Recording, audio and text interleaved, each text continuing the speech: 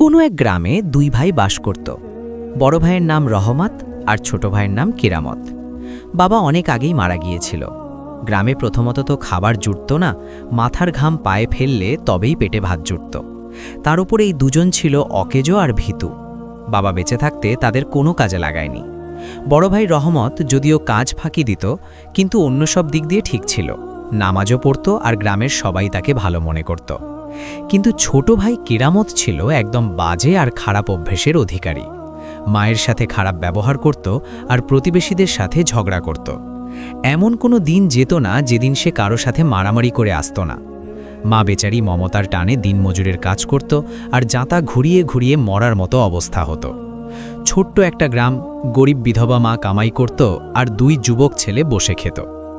একদিন মা দুজনকে কাছে বসিয়ে বলল, আরে তোমাদের কি এতটুকু খেয়াল নেই যে বাবা মারা গেছে? মা দুঃখিনী আর কতকাল নিজের হাড় ক্ষয় করবে আর তোমাদের পেট ভরাবে?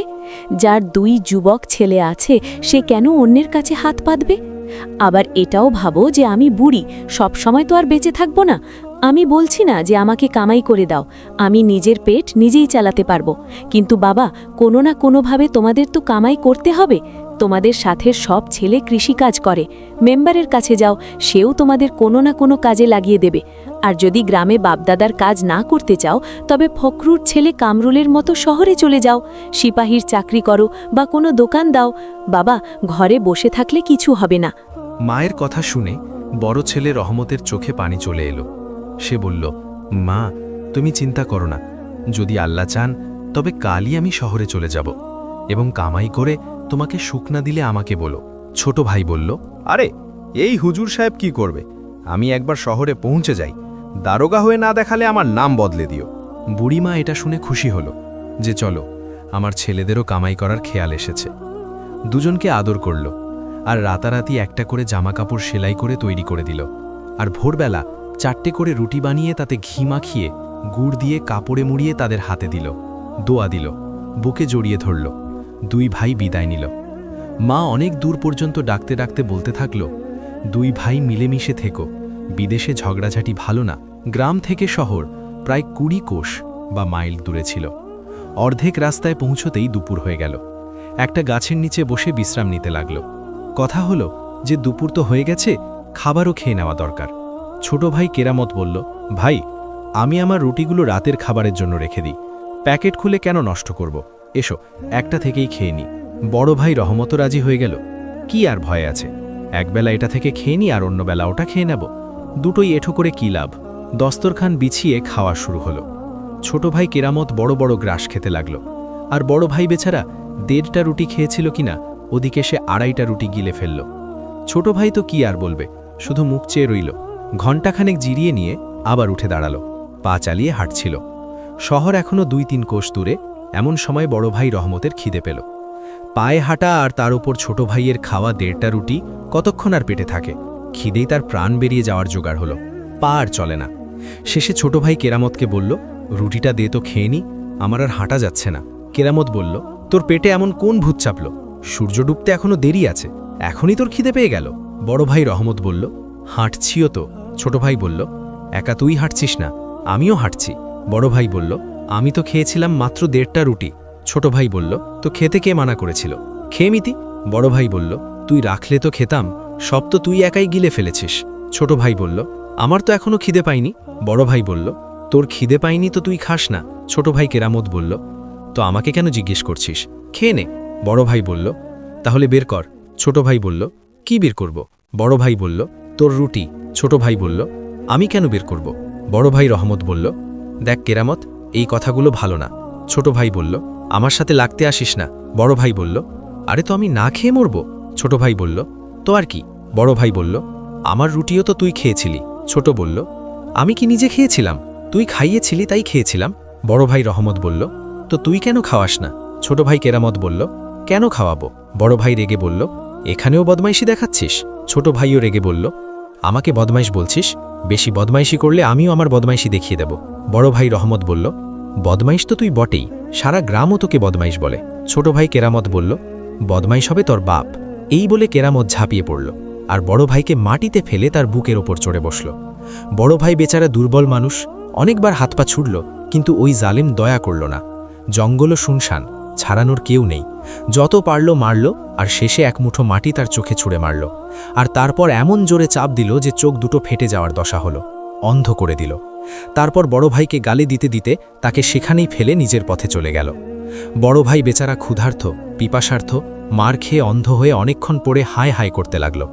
তারপর উঠল। রাত হচ্ছিল, আর জঙ্গল থেকে বন্য পশুর আওয়াজ আসছিল। শোনা ছিল যেখানে বাঘ থাকে। বেচারা ভয়ে একা কোথায় যাবে? যান সবারই প্রিয়।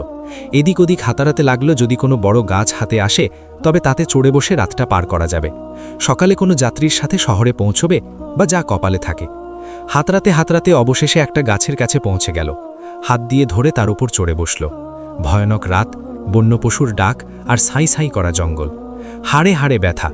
আপন ভাইয়ের এই নিষ্ঠুরতা আর মায়ের বিচ্ছেদ, প্রথমবারের মতো যাত্রা, তার উপর হঠাৎ আসা বিপদ। অস্থির হয়ে কাঁদতে লাগল। এমন কষ্টে কি আর ঘুম আসে? মুহূর্তের মধ্যে বিপদ বাড়তে লাগল। ইতোমধ্যে মাঝরাত হয়ে গেল। যে গাছের ওপর সে বসেছিল, সেই গাছের নিচে কিছু পশুর আওয়াজ শোনা গেল। দেখতে তো পারছিল না, কিন্তু পশুর গড়গড় শব্দ আসছিল। যে গাছে চড়ে সে বসেছিল, সেই গাছের কাছেই বাঘের থাকার জায়গা ছিল। সে রোজ শিকার করে আনত, আর এখানে তার সাঙ্গপাঙ্গদের সাথে বসে খেত। ওই সময়ও বাঘের চারপাশে শেয়াল, খ্যাকশেয়াল, ভাল্লুক ইত্যাদি জমা ছিল। পশুর আওয়াজে রহমত বেচারার জান উড়ে যাওয়ার দশা হলো। কিছুক্ষণ পর যখন সে বন্য পশুদের মানুষের গলায় কথা শুনল, তখন সে আরও অবাক হয়ে গেল। ভাবল এরা পশু নয়, কোনো জিন। শেষে আর কীই বা করত? দৌড়ে যেতেও বা কোথায়? দম বন্ধ করে চুপচাপ আল্লাহকে ডাকতে লাগল। এই ভয়ে সব দুঃখ কষ্ট ভুলিয়ে দিল। কিন্তু এসব সত্ত্বেও কানও দেখেই ছিল। প্রথমে খ্যাকশেয়াল বলল, বন্ধুরা, পেট পুজো তো হয়ে গেল, এখন এমন কিছু গল্প বলো যাতে মন ভালো হয় আর বাদশা সালামতো খুশি হন। বাঘ বলল, ফালতু গল্প আমার পছন্দ না। দুনিয়ার যেসব টাটকা ঘটনা দেখেছ বা শুনেছ তা বলো, বা নিজের জ্ঞান দিয়ে উপকার করো। ভাল্লুক বলল, কয়েকদিন আগে আমি ওই দিকে গিয়েছিলাম। বাদশার অবস্থা দেখে আমার খুব কষ্ট হলো। অবশেষে আমরাও তো তার প্রজা। বেচারা রাতকানা রোগে ভুগছেন, আর এই রোগ এত বেড়ে গেছে যে দিনেও কারো চেহারা চিনতে পারে না। ডাক্তার, কবিরাজ, হুজুর, ওঝা সবাই জবাব দিয়ে দিয়েছে। খ্যাকশিয়াল বলল, ভাই ভাল্লুক, তুমি তো জঙ্গলের নামকরা ডাক্তার, তোমার কি এমন কোনো গাছের কথা জানা আছে যা বাদশাকে সুস্থ করে দেবে? ভাল্লুক বলল, বোন খ্যাকশিয়াল, আল্লাহ জানেন এই মানুষ এত অহংকারী কেন। সে কিছুই জানে না, অথচ বলে যে আমি সব জানি। তার এতটুকু জ্ঞানও নেই যে এই গাছের পাতার রস, যার নিচে আমরা বসে আছি, চোখের সব রোগের মহৌষধ। যদি বাদশাহ সালামত এই গাছের পাতার রস সকাল সন্ধ্যা চোখে দেন, তবে একদিনেই সুস্থ হয়ে যাবেন। নেকড়ে বলল, ভাল্লুক মামা, আপনি ঠিক বলেছেন। বাদশাহ আসলেই দয়ার যোগ্য। যদি তার দ্রুত চিকিৎসা না হয় তবে সে অন্ধ হয়ে যাবে। কিন্তু হয়তো আপনারা তার যুবতী মেয়েকে দেখেননি, সে বাপের চেয়েও দয়ার যোগ্য। ভাল্লুক বলল, ভাগ্নে, মেয়ে তো বাদশাহর একমাত্র সন্তান, তার কি হলো?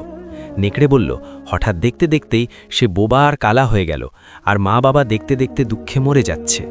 ভাল্লুক বলল, আসলে তার হলোটা কি?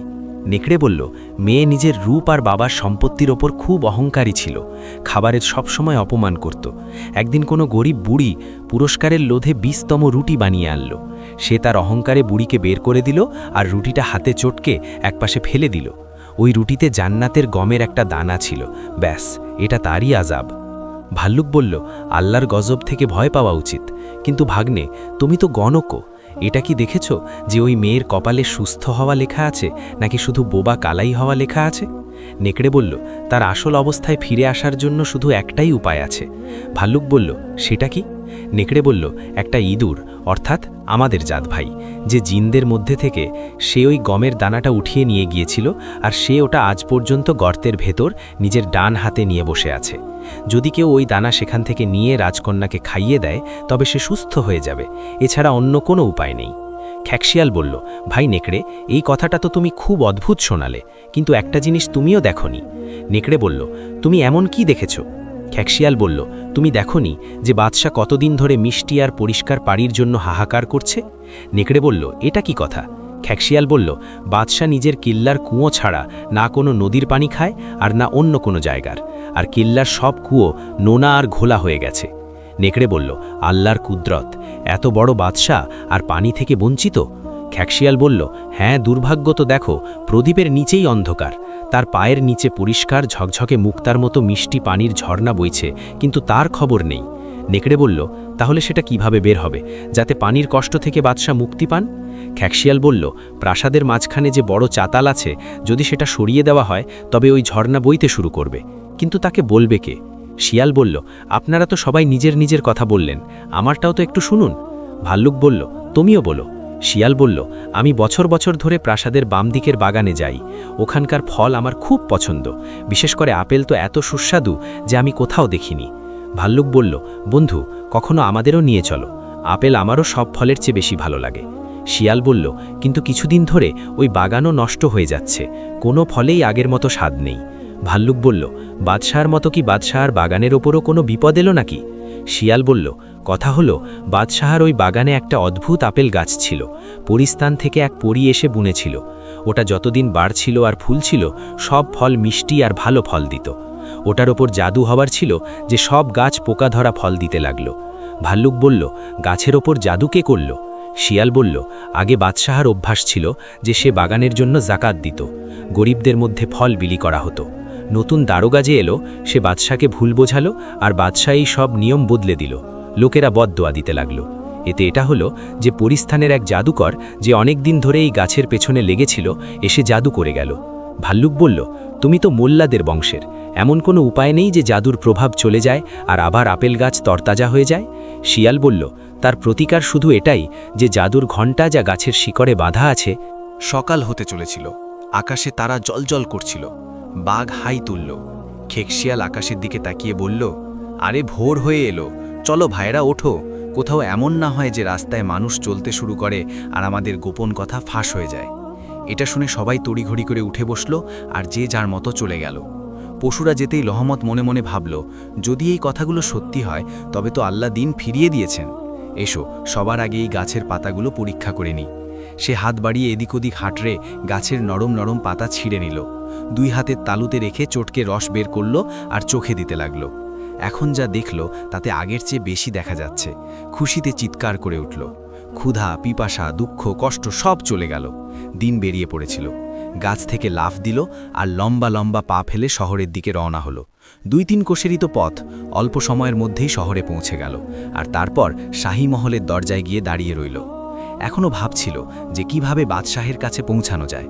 এমন সময় শোরগোল হলো যে বাদশাহের সাওয়ারি আসছে।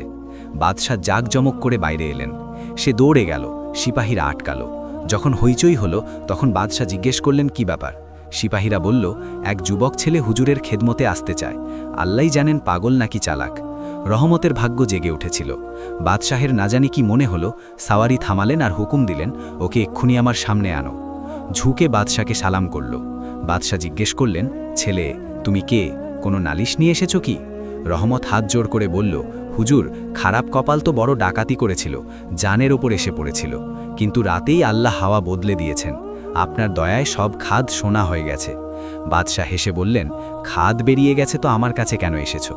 রহমত বলল, যাচাই করতে, শুনেছি বাদশাহ বড় জহুরি। বাদশাহ বললেন, তাহলে আমার কাছে কি চাও? রহমত বলল, 2টো রুটি। সময়ের কি খেলা! বাদশাহ তার কথায় এত খুশি হলেন যে তাকে নিজের সেবকদের মধ্যে রেখে দিলেন। যা বলতো বাদশার কাছে তার কথা ভালো লাগত। 2-4 দিনেই সে বাদশাহের খুব কাছের হয়ে গেল। একদিন সে বাদশাহের কাছেই ছিল। বাদশাহ পানি চাইলেন। এক সিপাহী পানি নিয়ে এলো।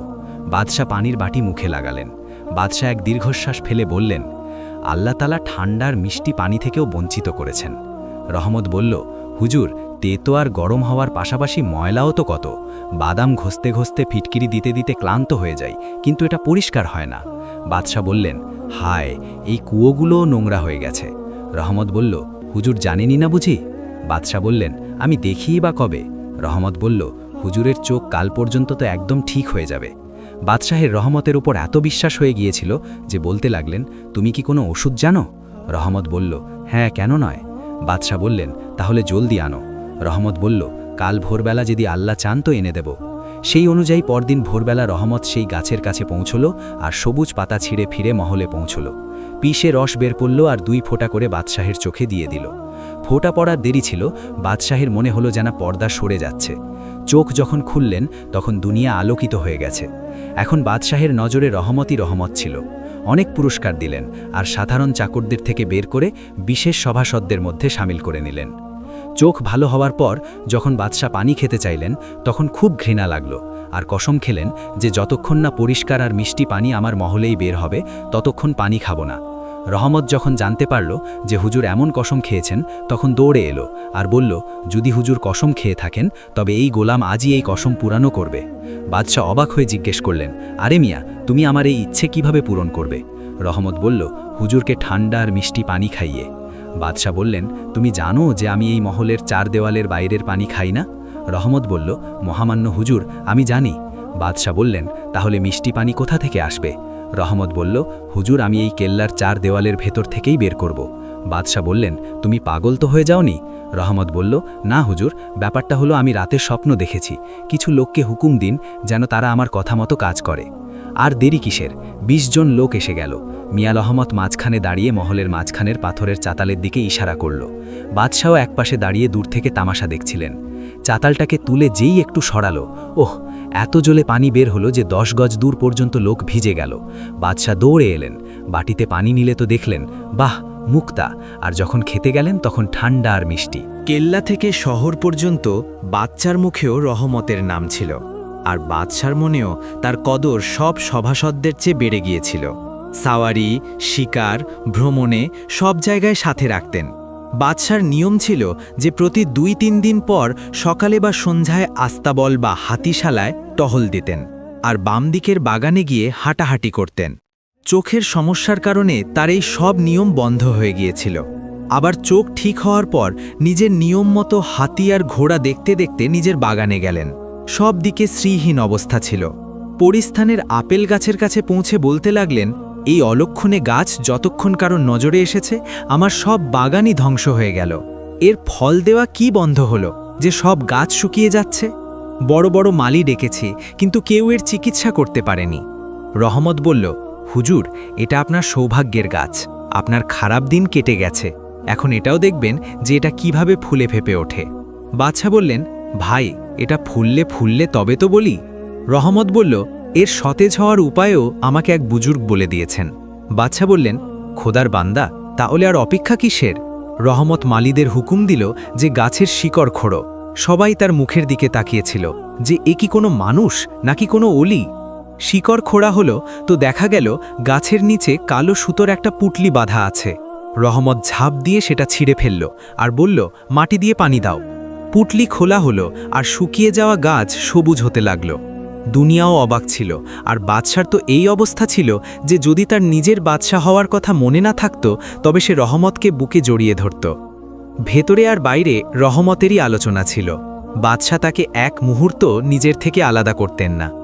ঘটনাচক্রে একবার সে বাদশার সাথে মহলে বসেছিল। এমন সময় সেবিকার সাথে নিয়ে রাজকন্যা যাচ্ছিল। তাকে দেখেই অজান্তেই বাদশার চোখে পানি চলে এলো। রহমত জিজ্ঞেস করল, হুজুর, সব ঠিক আছে তো? বাদশাহ দীর্ঘশ্বাস ফেলে বললেন, কি বলবো? তুমি জানো যে এ আমার একমাত্র মেয়ে। আল্লাহ তাকে রূপ, বুদ্ধি, ভদ্রতা সব দিয়েছিলেন, কিন্তু না জানি আমার দ্বারা কি বেয়াদবি হয়েছে যে সে বোবা আর কালা হয়ে গেল। এর এই অবস্থা দেখে আমার বুকটা ফেটে যায়। কোনো উপায় হচ্ছে না, আল্লাহর ইচ্ছা। রহমত বলল, মহামান্য হুজুর, হতাশ হবেন না। রাজকন্যা সাহেবার রোগ লাইলাজ নয়, শুধু খাবারের অপমান করার কারণে বিপদে পড়ে গেছে। বাদশাহ বললেন, রহমত, তুমি কে? কোনো খোদার পাঠানো ফেরেস্তা নও তো? তোমার সব কথাই অদ্ভুত হয়। রহমত বলল, হুজুর, আমি এক গরিব বিধবার ছেলে, খোদা আমাকে সাহায্য করেন। বাদশাহ বললেন, রহমত, তুমি আমার জন্য তো সত্যিই রহমত প্রমাণিত হচ্ছ। সত্যিই খোদা তোমাকে সাহায্য করেন। বাদশাহ বললেন, আচ্ছা, তো আমার মেয়ে কি ঠিক হতে পারে? রহমত বলল, যদি আল্লাহ চান তবে 2 মিনিটে ঠিক হতে পারে। পর্দা করিয়ে 2-4 জন খননকারীকে ডাকুন। পর্দা হলো। খননকারীরা এলো তো রহমত তাদের নিয়ে উঠোনে গেল। ইঁদুরের গর্ত খুঁজে সেটা খোঁড়ালো। প্রায় 1 গজ মাটি খোঁড়া হলো তো দেখল যে ইঁদুর মশাই চোখ বন্ধ করে বসে আছে আর গমের দানা কাছে পড়ে আছে। রহমত ওই দানা চট করে উঠিয়ে নিল আর খননকারীদের এই বলে যে ব্যাস কাজ হয়ে গেছে, মেঝে ঠিকঠাক করে দাও, দানাটা মুঠোয় চেপে ধরে বাদশার কাছে এলো আর অনুরোধ করল যে রাজকন্যা সাহেবার ডাক দেন। রাজকন্যা এলো তো দানা তাকে দেওয়া হলো, যে বিনা দ্বিধায় এটা গিলে ফেলুন। গমের দানা গলা দিয়ে নামার দেরি ছিল, মুখ ফুলের মতো ফুটে উঠল, জবান আর কান দুটোই খুলে গেল। মহলে খুশির বাদ্য বাজতে লাগল, আর বাদশাহ খুশিতে এতটাই আত্মহারা হয়ে গেলেন যে রহমতকে বুকে জড়িয়ে ধরলেন। অনেকক্ষণ ধরে জড়িয়ে রইলেন, আর তখনই ঘোষণা করলেন যে আমি রহমতকে নিজের জামাই করলাম। রহমতের ওপর তো সত্যিই খোদার রহমত হয়ে গেল। সংক্ষেপে এই যে বিয়ের প্রস্তুতি হতে লাগল। যেদিকে দেখো বাদ্য বাজছে, শহরে কোলাহল, ঘরে ঘরে আনন্দ। বিয়ে হলো, আর সাথে উত্তরাধিকারী হওয়ার রসমও পালন হলো। এদিকে তো মিয়া রহমতের ওপর আল্লাহর রহমত ছিল, আর এদিকে মিয়া কেরামতের কথাও শোনো। ভাইকে নিজের বুদ্ধিতে দুনিয়া থেকে সরিয়ে দৌড়ে শহরে পৌঁছল। রাত হয়ে গিয়েছিল, ফটকের সিপাহীরা আটকালো। চোর বা কোনো অপরাধী ভেবে যে প্রশ্নই জিজ্ঞেস করল উল্টো জবাব দিল, ডান্ডা পড়ল, আর তারপর হাজতে পুড়ে দিল। এখনও বাদশাদের এখানে নিয়ম আছে, আর আগেও প্রথা ছিল যে খুশির উপলক্ষে কিছু না কিছু কয়েদি ছাড়া হতো। বাদশাহ হুকুম দিলেন যে খুনিরা ছাড়া যত কয়েদি আছে আজ সবাইকে ছেড়ে দেওয়া হোক, আর জামাইকে বললেন যে বাবা তুমি নিজের হাতে এক একজনের বাঁধন কাটবে। কেরামত সাহেবও ছাড়া পাওয়া কয়েদিদের মধ্যে আনা হলেন। যখন অন্য কয়েদিদের মুক্ত করতে করতে ভাইয়ের সামনে পৌঁছল, তখন অবাক, নিজেকে আটকাতে চাইল, কিন্তু রক্তের টান কি আর থামে? 2 হাত বাড়িয়ে দিল আর ভাইকে জড়িয়ে ধরল, আর হুকুম দিল যে একে নিয়ে যাও আর গোসল করাও, ভালো কাপড় পরাও, আর সম্মানের সাথে আমাদের কাছে আনো। গোসল করিয়ে মহলে পাঠালো। ঘরে এলো, আর ভাই আরেকবার বুকে জড়িয়ে ধরল। কুশল জিজ্ঞেস করল। কেরামত বলল, ভাই একটু এটা তো বলো যে তুমি এমন কোন কাজ করলে যে তুমি অন্ধ চোখ নিয়ে বাদশাহ তোমাকে নিজের মেয়েও দিয়ে দিলেন, আর তোমাকে বাদশাও বানিয়ে দিলেন? আমিও তো শুনি। রহমত হেসে বলল, আবার সেই বদমাইশির কথা? আচ্ছা শোনো। আর তারপর সে প্রথম থেকে শেষ পর্যন্ত সব কথা বলে শোনালো। কেরামত বলল, তাহলে আমি তোর দয়া কেন মানব? আমি ওই গাছে গিয়ে চড়ে বসব, আর কাল তুইও শুনে নিবি যে আমিও কোথাকার বাদশা হয়ে গেছি। আরে বোকা, এতদিন জেলে থাকার পরও তোর শিক্ষা হলো না? কম বক্ত, কেন নিজের জানের পেছনে পড়েছিস? তবা কর, ফালতু কথা ছাড়, আর সুখ আর শান্তির সাথে মায়ের পাশে গিয়ে বস। কেরামত বলল, এটা ভালো বলেছিস, তোর চেয়ে বেশি বুদ্ধিমান আমি। যদি কোথাকার বাচ্চা হয়ে না দেখায় তবে বলিস। এই বলে চলে গেল। রহমত বেচারা এতটুকু মুখ করে রইল, আর কেরামত সাহেব এই যে গেল তো গেল। শহরের বাইরে সেই গাছের কাছে গিয়ে পৌঁছালো। রাত হলো তো তার ওপর চড়ে পাতার আড়ালে লুকিয়ে বসল। নিয়ম মতো পশুদের আসর বসল, আর ঘটনাচক্রে সেদিন বাদ কোনো শিকার পায়নি। সবাই ক্ষুধার্ত ছিল, আর মিষ্টি মিষ্টি কথা বলার বদলে ডরানো আর গররর করার এমন কঠিন আওয়াজ বের করছিল যে কেরামতের অবস্থা খারাপ হয়ে গেল। হাত পা কাঁপতে লাগল, আর এমনকি ধরাম করে নিচে পড়ে গেল। ক্ষুধার্ত জানোয়াররা ঘরে বসে শিকার পেল, মিনিটের মধ্যে ছিঁড়ে খুঁড়ে খেয়ে ফেলল। সত্যি, নেকির প্রতিদান নেকি, খারাপ করলে খারাপ পাবি। কি দারুণ সদা, নগদ, এই হাতে দে ওই হাতে নে। প্রিয় বন্ধুরা, আশা করি আজকের এই ভিডিওটি আপনাদের ভালো লেগেছে। যদি ভিডিওটি ভালো লাগে তবে কমেন্টে জানান আপনারা কোথা থেকে আমাদেরকে দেখছেন। আমাদের চ্যানেলটি সাবস্ক্রাইব করে দেবেন।